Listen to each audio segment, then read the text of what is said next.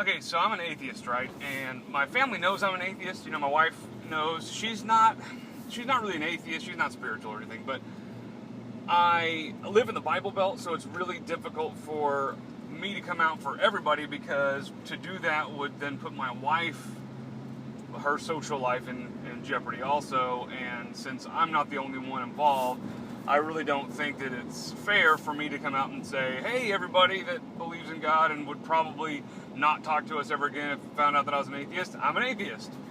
So, but the only problem is I go to church on Sundays because that's where all of my wife's friends are. And before I kind of allowed myself to understand that I was an atheist, I played the drums at the church. And maybe I'm selfish, maybe I'm just, maybe this kind of puts me in a douchebag category, but I love playing the drums. And so if I can just kind of put up with the nonsense, because my whole thought is, I'm not going to convert these people anyway, right? I'm not going to, like, if I stood up there and was like, you all are idiots, you know, which I don't think, I mean, obviously they're not idiots, but some of them, but if I stood up there and were like, you know, all this stuff you guys are talking about, it's nonsense, I don't think I'd win very many friends that day.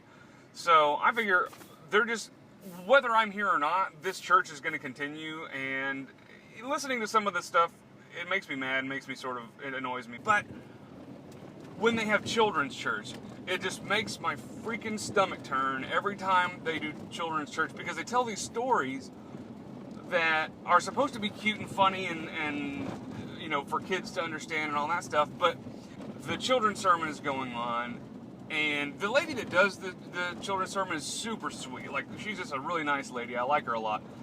But she tells this story about Elisha, and I think it's like 2 Kings, something like that. And it's where he's walking along, and these two youths, now there's like 42 youths, making fun of him, calling him bald and stuff. So what he does is he says, hey God, I'm busy, will you take care of this for me? Or I guess kind of the moral of the story is that I'm entrusting you, God, to take care of this, which at that point in the story, you're like, oh, well, you know, it's kind of like let go and let God, which I always thought was a freaking cop-out, right?